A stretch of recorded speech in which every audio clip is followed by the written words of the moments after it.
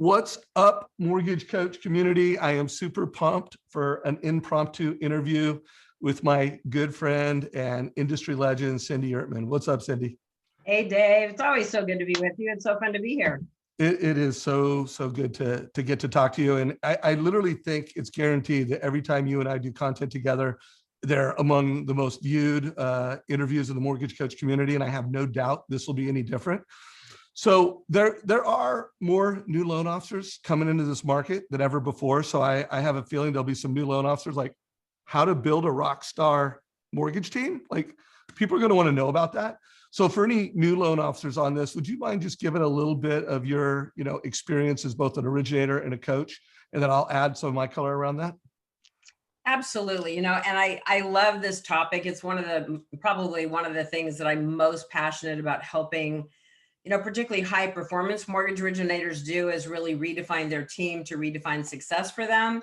But obviously, when you're just starting out, obviously you typically don't have a need for a team. But my suggestion and my hope when I'm coaching new originators is we're building to get you to a place to have a team, because that's when the gold and the rubber starts to meet the road, when you can actually begin to build and expand your business. And look, let's just face it, this business, it takes an army, and it is a whale of a lot more fun to get up every morning and be an originator when you have built an incredible team of like-minded, value-oriented people around you. It just makes it fun because it's a team sport. So as a young originator or someone just starting out in the business, I always just say, it's amazing, Dave. Over the years, I've noticed, like even where I work, like we'd get new originators in and there's all this talent sitting right around you. Now, granted, not everybody's in their office today, right? But at least there's so much talent in these offices. And I used to think about how many people never called me and said, can I sit down and pick your brain?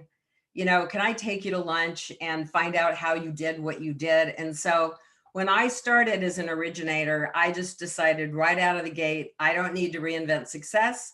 I picked all the top leaders in the industry and I sought them out, and I went to conferences and I got online and I did trainings and I listened to videos. And I just learned from the best and thought, why reinvent success? I'm just going to do what they did. And it served me really well. Yeah, really, really well. How many years did you do over 200 million as a team producer? Well, we only did over 200 million, I think 2 to 3 years. We were in the 150 plus range for years. And then, but the thing that was interesting, Dave, is last year with what happened with COVID, obviously everything caught us by surprise, right? COVID caught us by surprise. The other thing that caught us by surprise was we didn't know last April 1st that we were about to hit the biggest refi boom in refi history. And so it's interesting to me coaching a lot of mortgage professionals. And I was coaching a new person this morning, actually, and she really wasn't prepared and didn't really have a whole lot of advantage from last year because she didn't have a team. And so her production was similar to the year before. And it's amazing. And then you talk to another originator who tripled their production because they had the team, they dialed in the team, they put their head down and they went to work and they didn't come up for air for 9 months. But the opportunity that was created last year was so profound. And that's what happened to me when I hit 203 million in production. Was we were prepared. Our team was dialed to the nines. We had a system, we had a flow, and we were doing 8 loans a day. And it was hard, but it was also really fun. Well, let me frame this for anyone listening to it. If you're new, there's no one that you can listen to that can give you better leadership to help you become that team loan officer. If you're under $100 million and you're at this ceiling and you're like, how do I have more passion in life and get to that next level? There's no one you can listen to better than Cindy. And then I know it, for the over $100 million producers, the $200 million producers, they're all taking notes. Like this is how you get better, is you listen to people that have been there and done that. So Cindy, now in today's role, I know you still are leading a team, but you're spending a lot of your time coaching loan officers and helping them optimize their teams. So let's get into it. Whatever you're willing to share, please share it. For anyone that's watching this live in our Facebook group, bring comments. If you hear something that Cindy said that you really liked, let us know what it is. And if you have a question, we'll be live. We'll talk about it. So let's rock it out, Cindy. Great. Okay. So I'm just warning you guys, I all brought notes because there's some things. I've got some very specific hiring practices that I just believe, look, I learned to do it right by getting it wrong, the early part of my career. So being that, I ran a very sizable branch here in Southern California and ran a region with my partner for many years, have hired hundreds of people over the years. And I really started to develop strategies to help mortgage originators build the right team. So first and foremost, I want you to just think about when you're looking at your business, really identify, like, look at the top 5 things that you want to do as an originator.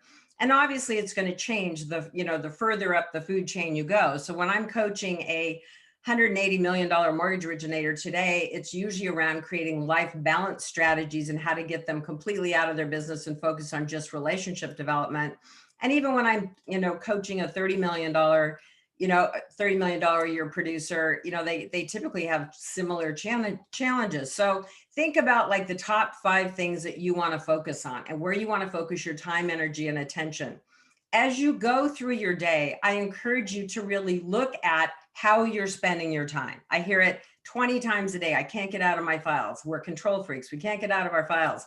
I teach people how to get out of their files and how to empower the team, build the right team, get out of the way, and go build relationships, because we are relationship specialists. We're not really mortgage people. So, one of the things, Dave, that I have always loved, as you know, we were mortgage coach users my whole career, both my partnerships. I tout it to all my high performance groups. Now we bring you in to do training to get people on board, because it is just such a big differentiator. And it's always been a differentiator, but we know we're going full bore into a purchase market, and a skinny one a little bit at that. And so we need every advantage. So Mortgage Coach not only helps, obviously, from the standpoint of getting borrowers in a whole different space about your level of expertise. It's great with your realtor partners, but it's also really great for your team, because your team knows exactly what's being presented to the borrower. They see the videos if you're doing videos with them. And it's just a really, this is a team sport, and it's just one of the best tools out there. So, I'm one of your biggest fans. And if you're not using Mortgage Coach, just do it, So I want to insert 2 things, because I hope people got the takeaway that the biggest teams that have scalable success, the team leader is usually not in the files. There's exceptions to every rules, but they are the business builder. So think of where you're at when it comes to that. I think that idea of auditing our day, that's the other thing. Even the best teams, the most effective people I know, we audit our days every now and then. I feel like I'm a pretty productive, effective person, but I don't know that I do it every month, but I do it every quarter, where I spend a week and just hey, how am I spending my time? What am I going to say yes to? What am I going to say no to? And then as Mr. Mortgage Coach, I hope and I pray that everybody heard the part where Mortgage Coach, one of the most valuable ways that it serves high performing teams is it's the handoff. We all know that when we're helping a family, there's a lot of cover and move, and you do this and I'll do that. And then you do this and then you do that. And when you're a Mortgage Coach team, you've got someone doing the setup. And remember, in today's market, you got to win bidding wars. So you got to be really smart on how you deliver and how you prepare a family to win in the bidding war. And we also know that we lose more bidding wars than we win. So there's a lot more handoffs. So I just want to call out that Mortgage Coach saves a lot of time, and it helps you win a lot more bidding wars because of and we built a team feature. So if you're listening to this and you don't have the team edition of Mortgage Coach, it's only available at enterprises. Make sure you ask your admin, hey, I want the team edition of Mortgage Coach. And if you're a broker edition, that is not currently available, but it is in our enterprise edition. So keep it rocking, Cindy. Well, Dave, and we all know this as originators, but as we move up the ladder, we then see a top originator typically open their own branch, and now they're responsible for the whole staff and the team. And it's interesting because originators are not really trained most of the time to be leaders. They're trained to be top originators, and then they move into this role as leaders. And that's a really tough transition for a lot of people because they're so focused on their business. I coach a lot of originating branch managers. I would say it's one of my special gifts because I was one. But one of the things that's so important is when you get to that role to understand that it's now time for you to transition into a leadership role. And you really need to be able to lead the team, get to the 30,000 foot level, spend time managing your day so it's not just managing you, and make sure that everybody's aligned, everybody's clear on their roles and responsibilities. I have all my high-level mastermind clients, all of them, map out their process from the time a lead comes in the door, they meet with their team, they map out the flow, we map out the process, we give them some examples for how other people do it, and they build out their process and their flow with systems so that it's replicatable. And that's the key. Is I have so many people going, well, we kind of have a system, we kind of goes to this person or goes to that person. That's not a system. So the reason that I was able to hit 200 million is we got systems in place, and it's really not that hard to do. It's pretty easy. It just takes a little bit of time and focused attention. Also, mapping out your day. When I was coaching I coach a team of 3 that are past clients, and I coach them together, and it's awesome because they're all top producers. They all share best practices. But one of the team members today said, I finally am able to map out my day and I show up to my work schedule instead of it mandating my day. So that's what he spent the last 3 years building a Rockstar team, and he can now lead the team, and he has transitioned into incredible leader. And Dan White, hats off to you because you're a rock star, and he's a big mortgage coach fan to boot. So I've got a couple notes I want to share with you.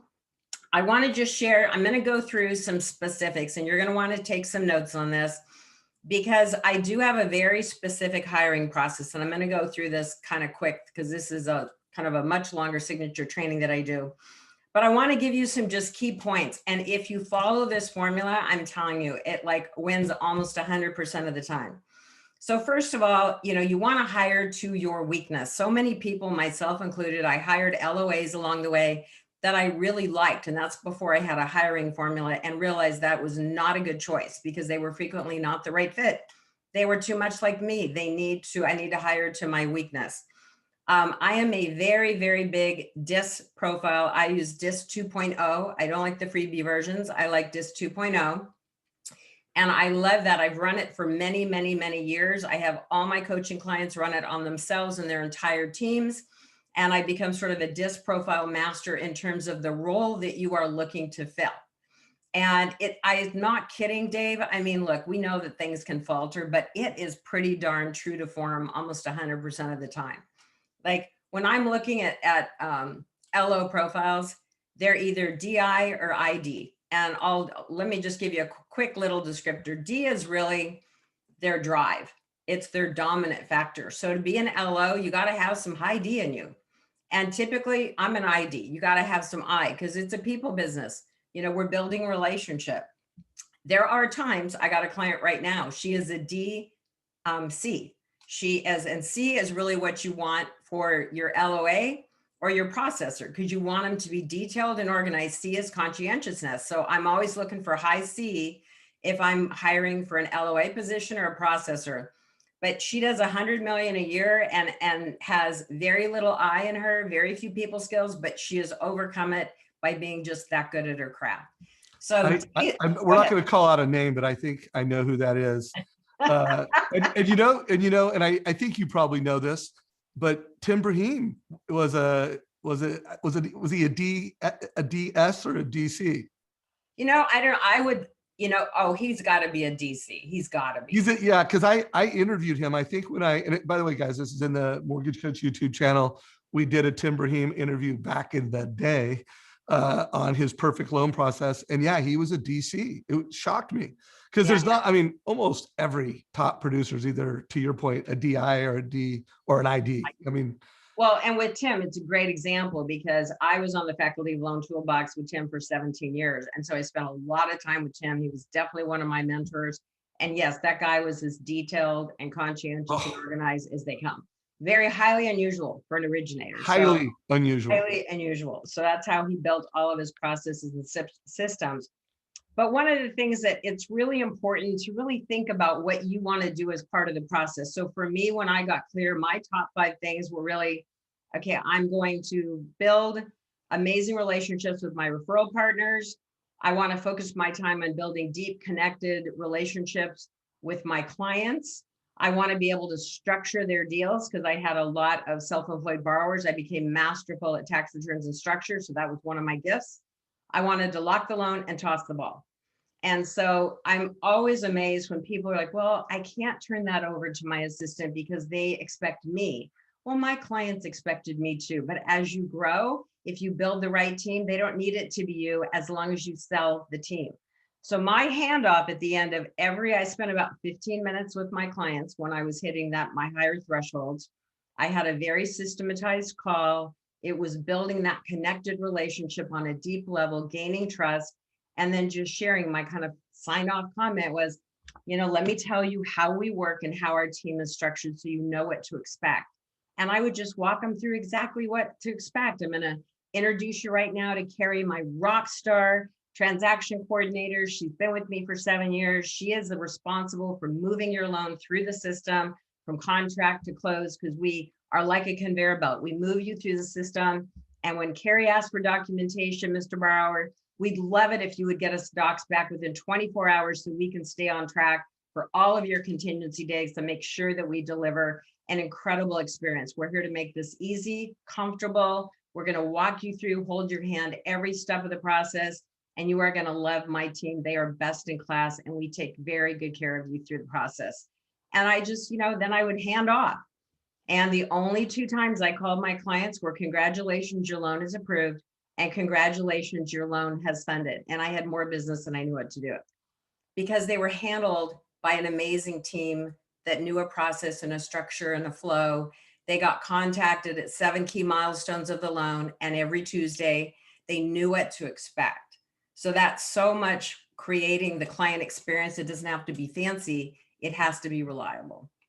Yeah, that Cover and Move. One of my favorite leadership books is Extreme Ownership, and one of the key principles is cover and move. So, guys, how are you doing right now at your cover and move? And what's your question on this? Consistency. Obviously there needs to be a consistency, but there's always that dichotomy between, okay, there's consistency and like there's Tim Brahim consistency, and then there's normal human beings. And especially us ADD high DNIs, any feedback you have to folks on, the dichotomy of consistency when it comes to the cover and move in the team process?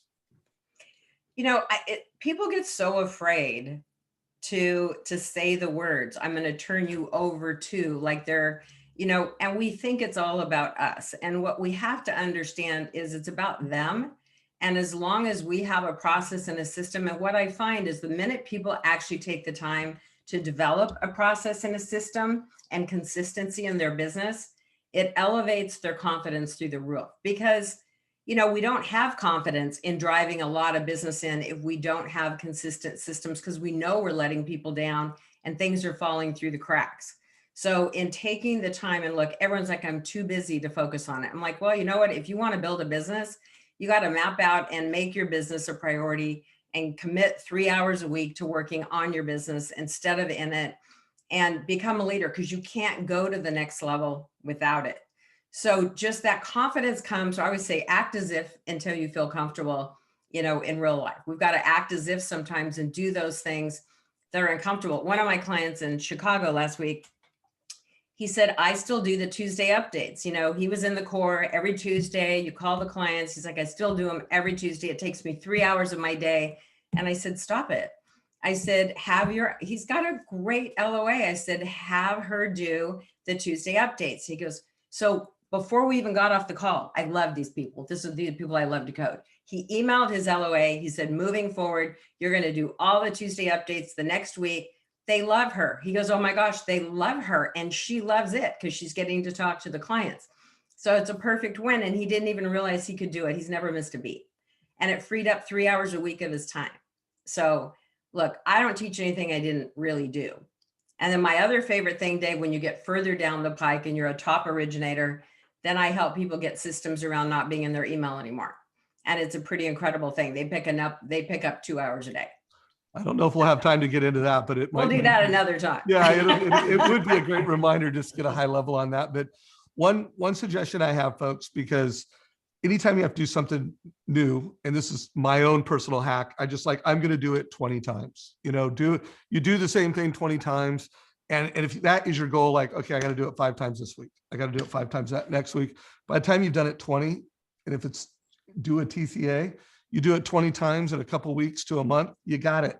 And then I like what you also said, when you start setting expectations with your partners, when you tell your team, guys, this is the way we're going to do it, or you tell your realtor, hey, realtor, this is the way we're going to do it, it creates accountability around that. So loving this, Cindy. Remember, guys, if you are watching this live and you have a question, put it down below in comments. And if you're watching this recorded in YouTube, Cindy is a regular in our Facebook group, and this will not be the last time I interview her this year. So any questions you have, put them in the YouTube also.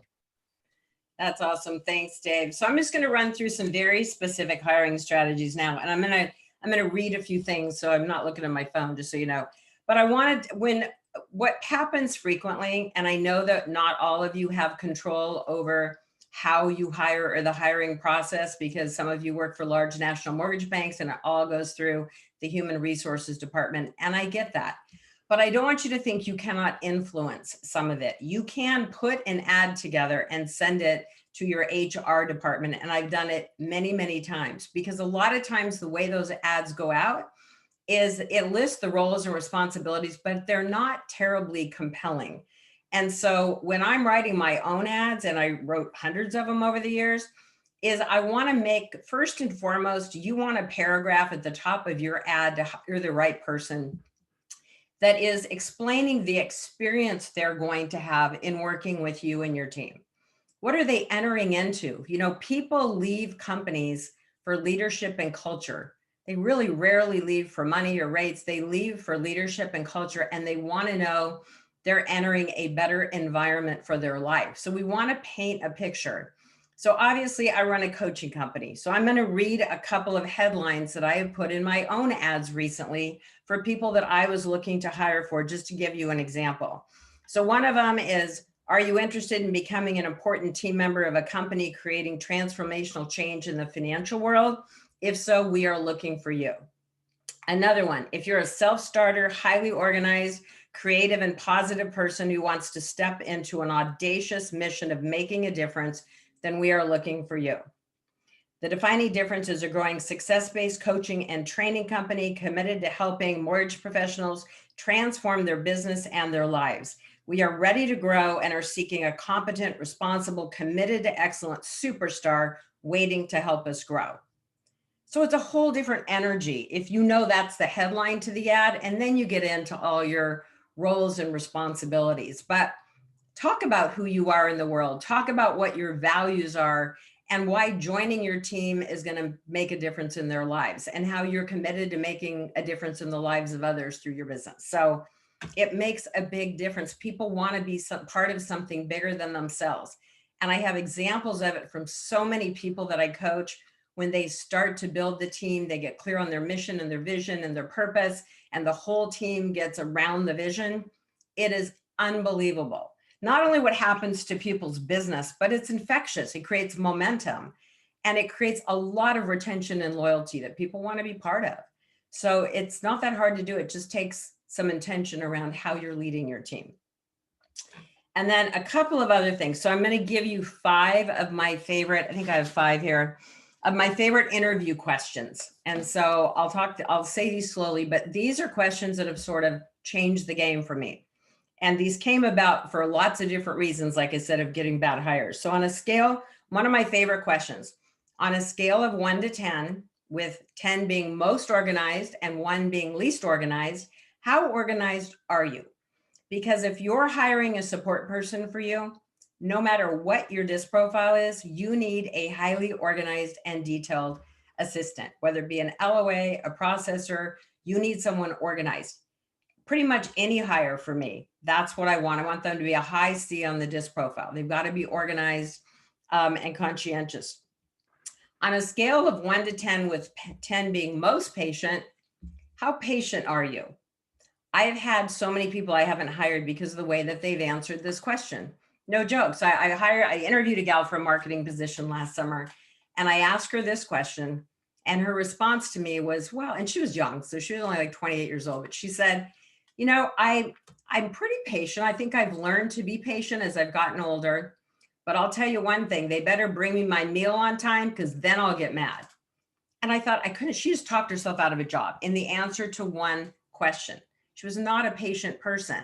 It takes a lot of patience for your LOA to be supporting your realtor partners and your clients and all the personalities and the stress of, so it takes a patient person. And then on the scale of 1 to 10, 10 being most urgent and 1 being less urgent, what's your sense of urgency? Like in business, are you kind of more lackadaisical? Are you calm? Are you like, tell me a little bit about your sense of urgency, because we need a sense of urgency. That's why we need that D. We need someone that's got the drive that's going to push it through, because I don't have time to babysit people. So they've got to have their own drive. But I love that question. And so 2 of my favorites, if I was talking to your boss right now, or your former boss, if they're not employed at the moment, and I asked them one area of improvement for you, what would they tell me? Now, they'll answer that question differently if you ask what the boss would say than if you just ask them, like, what's one thing that they need to improve on. When I ask them what they need to improve on, I don't really get honest answers, has been my experience. But if I ask them if I'm talking to your boss, so when I was interviewing for this marketing position, it's a virtual position. It was a guy out of Florida, I remember. And he told me that if I ask his boss, and he was doing great in the interview, I really liked him. But he answered that question. He said, my boss would probably tell you that I'm not that great of a communicator and I'm a little slower than he'd like. I'm like, well, who would say that in an interview? But that's what he said. It draws a different quality out. And then lastly, Dave, if this is a fit and we decide that we're going to work together, what's one area that I could help you grow? Because I really want to make a difference in your life too. What's one area I could help you grow? And then they're going to kind of tell you their weakness. And it depends on what they say in that question. Another question I always ask, because I want to make sure we're a value alignment, is I always will say, look, trust is my number 1 value. So if I trust you, I will go to the mat for you. But talk to me a little bit about some of your values and how that integrates into your life, because I want to hear what's important to them. That tells me a lot about them. So finding value matches is also a very big part of the process. And as you know, Dave, our dear friend Jeremy Forcier, who has his 6 non-negotiables for his team, I love Jeremy's non-negotiables because they're really kind of, it creates a value match, right? We're going to be about the team. So what are your thoughts? Because he not only has great non-negotiables, but he's got a team vision. Good people deserve great advice, and he's got it in writing. He says it to his client. He says it to his team, and that's his vision. That's his mission. He wrote it. He came up with it. He thinks about it. How important, again, the non-negotiables, but also the team value proposition, and call it a team mission statement. How important is that? I think it's huge. And what I find frequently, in fact, just yesterday was coaching a client in Florida, and his exact words were, I'm going to sit down this weekend. I'm going to redefine the vision for the team. I'm going to redefine the roles and responsibilities. And I'm going to come in on Monday and I'm going to tell them what we're doing. And I'm like, well, that is one approach. It wouldn't be my approach. And can I give you make a different suggestion? I said, I'm going to suggest that you block out 2 hours with your team and you bring everybody together and you talk about your overarching vision of what you think you'd like to create, but you want to do this a team and you want to get their input. Because I go, when you get their input and they start to add, their ideas matter on your team. And I did a leadership training 2 years ago for a title company. And we sat with a whiteboard and we had all the leaders from that state, throw out what their most important changes are that they wanted to make in the company. And so we just started, and then we mapped out what are the top 5. Then let's prioritize the top 5 and let's create a vision and a time frame around when these are going to be implemented. But like when you get your team committed to your vision, they want to help you get there. So I highly recommend that you sit with your team, you talk about your goals, talk about their personal goals, and then help define a vision around what's important. And also one of my favorite questions to ask your team members is, what do you need from me to help you be more successful in your role?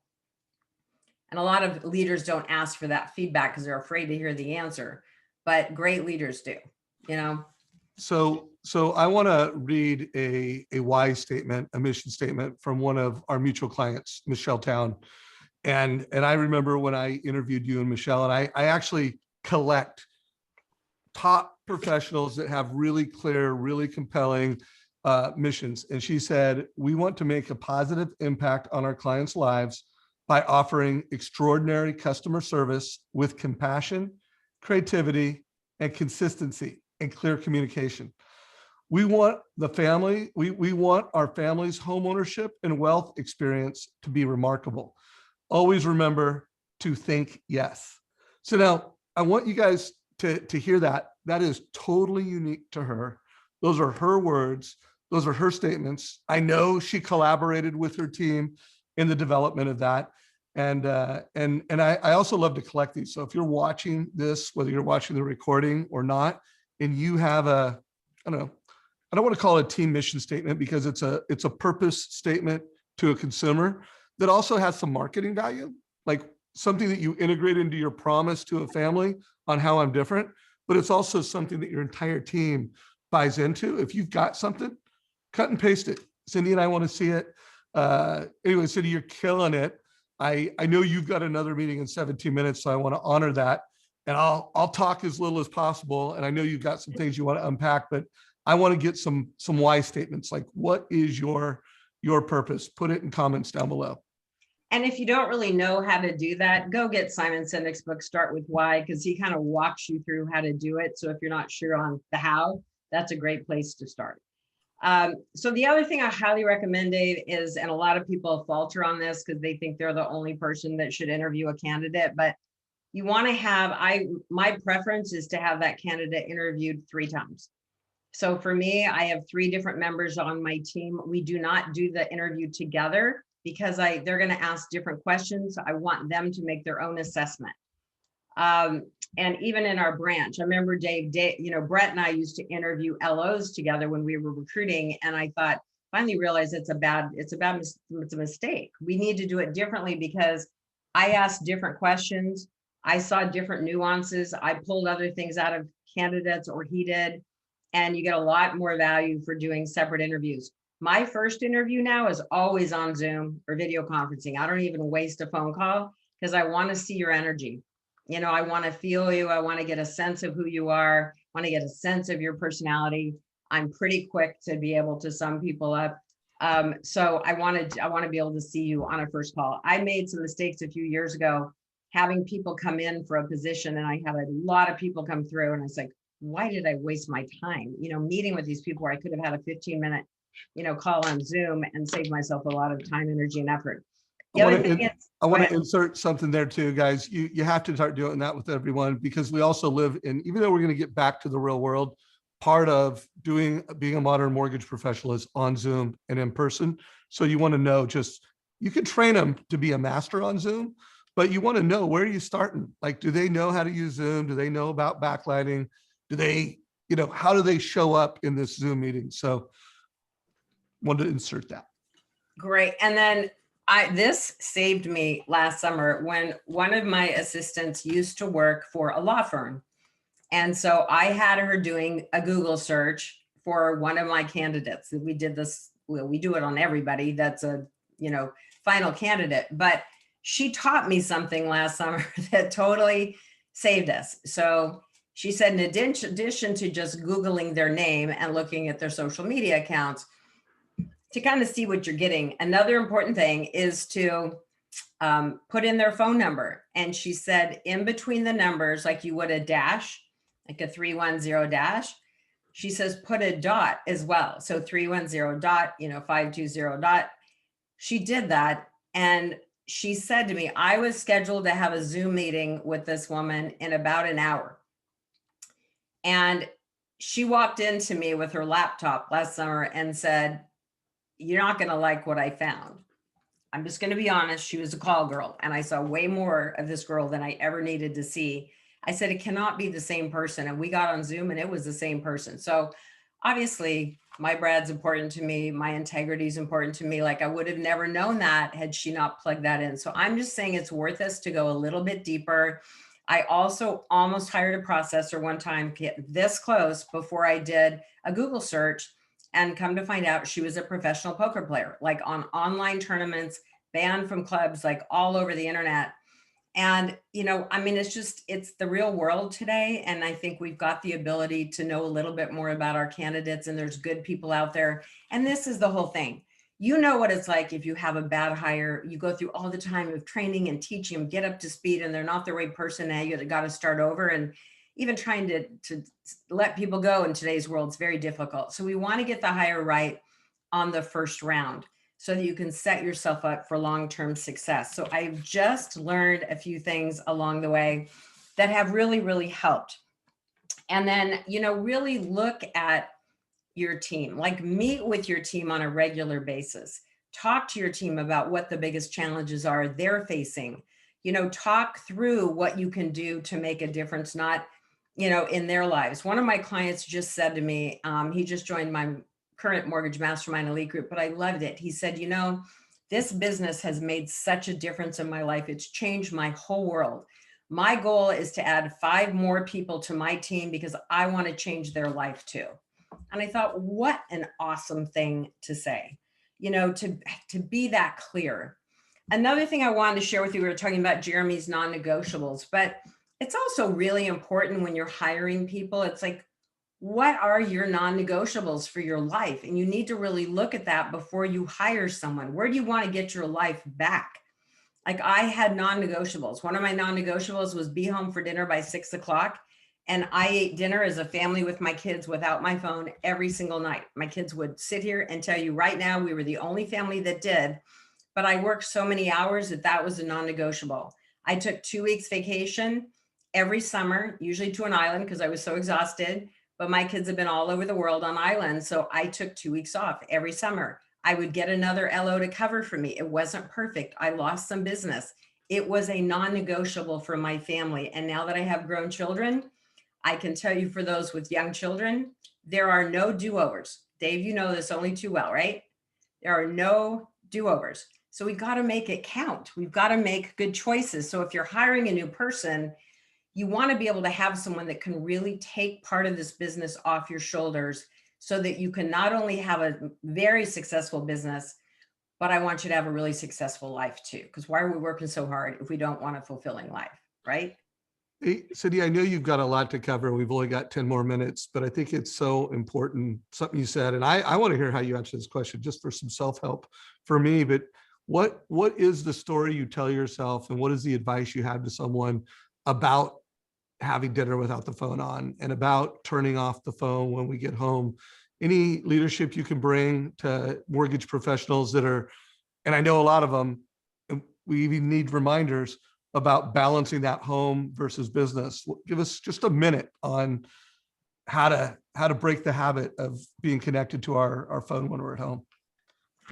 I mean, for me, raising 3 kids, and obviously, like, I'm a complete perfectionist, and I wanted to be this, great leader and run this great branch and be a great mortgage professional. And I wanted to be all things to all people, but I was very, very clear that I also wanted to be a great mom and a great wife. And that was terribly important to me. So I did a lot of my own coaching. I have 2 coaches right now. I've had coaching my whole career for the last 30 plus years.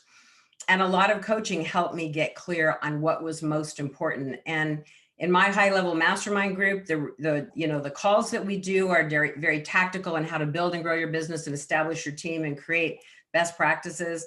Our retreats are more about you as a person, and we get people really clear on what really matters most. And you know what? People value it, and so I just had this conversation with one of my clients in Arizona a couple of weeks ago, because she's raising little kids. And I called her 2 nights ago, and I was so proud of her because she had the same voicemail on her phone that I had on my phone, which was, and just so you know, I said, I do turn my phone off. I have 3 little kids. So I do turn my phone up between 6 and 8 p.m. to have dinner with my family, because they deserve my uninterrupted presence as well. And then my phone's back on at 8 o'clock, and I will be happy to call you back as soon as I finish dinner with the kids. And thank you. I appreciate your understanding and your patience. And I hopped back on the phone at 8 o'clock. It was no big deal. And it honestly gives permission to other people to do the same. So I never felt like I lost any business from. I'm sure you didn't. And you also, you're communicating that with your clients. It's just a standard that you set up. So we got about 8 minutes left. Rock it out. What are some of your, what's the last 8 minutes of information you want to make sure you get to everyone? Well, I think one thing when we were talking about non-negotiable, just a couple of thoughts here to help you maybe develop some for yourself is, to get clear. I mean, it's funny when you sit down with a pen and paper, and I've got an exercise around, your non-negotiables, but what are your must-haves? And it's funny because we just don't take the time to sit down and be still for a minute and go, what are your must-haves? What are your want to haves? What are your like to haves? I mean, some people would love to have a second home. That's a very important thing for them. I mean, Dan White, who I talked about earlier, I just posted his why video.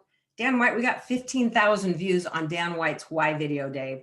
Incredible, incredible video, which is so heartfelt about his why is his wife's why. And she wanted a second home in Laguna Beach, California for their grandchildren to run on the beach. They didn't have grandchildren. But 9 months after he set that intention video on his why, he bought a home in Laguna Beach. It was a 5-year goal. He bought it 9 months later and then found out his daughter was pregnant. And he now has a house in Laguna Beach for his grandchildren to run on the beach. So whys are very, very important. My client, Tom Couture, who I love, Tom, just incredible. He went through my Mortgage Mastermind Elite program 2 years in a row, went from 40 million to 58 million. Then went from 58 to 128 million, closed 579 units.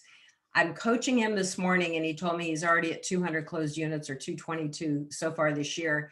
Tom got super clear not only on his why, but he got so clear on his intention for how many families he wanted to serve. And he would tell you personally, he doesn't even know how it happened, but he created an intention statement that he said out loud every morning before he got out of bed. And he goes, I don't know how this stuff works, but you got me so clear on my attention that his business just exploded. And his goal this year is to serve 800 families. And it's just been amazing. But it helped him get through a glass ceiling he didn't know he could get through. And turns out there was a whole nother world of possibility waiting for him because he hired the right team. He mapped out roles and responsibilities. He got out of the file. He empowered the team and he's focused on relationship. And I couldn't be more proud of him. Whether you give his or not, but could you give an example of an intention statement? I think that's what you called it. I actually don't have his like in my brain where I could. Or just someone's. Give me an example of when you say, did you call it an intention or an attention? No, intention. So he would tell you that the number one thing he got from coaching with me is he started to realize the power of intention. And I don't even think it has to be as much about a statement, but I think when you sit down with pen to paper, Dave, and you think about what intention do I have for my business? Now, one part is production, right? Like how much do we want to, fund? One may be an income goal, but what is your intention in terms of who do you want to serve? I had to fill out a questionnaire yesterday for a new social media company. And one of the questions is, who's your perfect client? And so I didn't describe a perfect client for me that has enough money to pay me. That doesn't even enter my brain. I've never done what I do for money. Certainly don't do it now. I'm all about helping people grow. But my intention statement was, what kind of people do I want to work with? Who do I want to attract? So when people say to me all the time, I hate working with realtors, I'm like, there's great realtors and there's lousy realtors and there's great mortgage professionals but there's a lot of great people out there. And when you get clear on your value proposition and who you are and what's important to you and the value you want to bring to other people, it's an energy, right? People want to be around you if the way you show up is here. I am in service to you and I want to make your life better. I want to help you be more successful in your business. Every time I talked to a realtor, it was about them. And still to this day, I have I had a realtor here for dinner on Monday night. I love making it about them. Like, what can I do to help you build and grow your business? What are you doing to market your business? What are you not doing that you would like to be doing in your business? It's opening up a bigger conversation that shows that you care about them and what they're doing, and you want to create value and be part of their team and part of their success. And that's just for me. And that really is the why, when you're helping somebody else achieve their dreams, their desires, their goals. I can just speak to this personally. People want to hang out with you. They just do. And so, Dave, I've done my connection to conversion training for you before, but the reason that that training is so powerful in building realtor relationships is because it's like 40 questions to ask a realtor, but it's always asking about them and the relationships that I've developed in asking questions, being curious. You and I've talked about this many times. That's what builds relationship. And so, part of getting the team right is so that you can get out of the file. That is not your best gift as an originator, not a way to fuel your business, not a way to increase production or serve more families. It's to get you focused on the intention for what kind of business do you want to ultimately run. You may not be there today, but I want you to know, I just was talking to a female originator yesterday with 3 little kids. She can't come up for air. She can't breathe.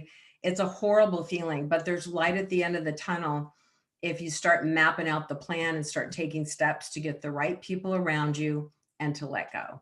And it's doable. So let's do this. So for anyone that's loving Cindy's vibe, you love what she talks about. I've interviewed her before. There's actually a Cindy Ertman playlist. There's not a lot of people that have their own playlist, but Cindy has one. But Cindy, anyone that wants to learn more about your coaching, because you do a lot of different things. You do coaching, you do retreats. How can people connect with you? And do you have anything specific coming up right now? We do actually, Dave. Thanks for asking. We just started enrollment. We just launched our marketing for my next Mortgage Mastermind Elite group. I take 12 to 15 people max in that group. It's an annual program. It's probably the most fun for me to lead because I'm very, very intimately involved with everybody in the group. And that includes one-on-one coaching, group coaching, and private retreats here that I lead. And those groups, I've never forgotten Michelle Town, who didn't want to join a group, by the way. And I convinced her, because I've coached Michelle for 8 years. And I said, Michelle, do you trust me? She goes, I do. I said, then just join. And she was sitting in my kitchen, the very end of the retreat, the final retreat. And she said, if you would have told me that I'd be in your kitchen with tears running down my face, in love with these 12 people, and I'll go to bat for them for life, I would have told you you're crazy. And it's just a really beautiful experience. So it's very collaborative. We bring 12 high performance mortgage professionals together to share best practices. I bring in a lot of incredible leaders to help kind of round us out as an entire person. So we have a saying at, my company that, when you coach with us, mortgage is not the only thing that expands, your life does too, because we really like coaching the whole person. I'm passionate about helping people build systems, processes, and teams so you can enjoy the fruits of your labor and have a life. So my Mortgage Mastermind Elite group is really for the mid-tier producer that wants to go to the next level of success, not for a new agent.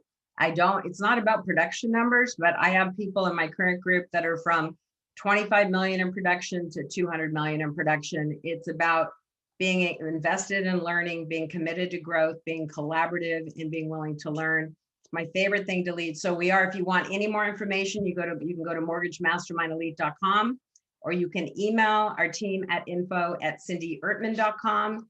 And we do complimentary strategy calls to see if you're a fit. And I'd love to have the opportunity to talk to you if you're interested.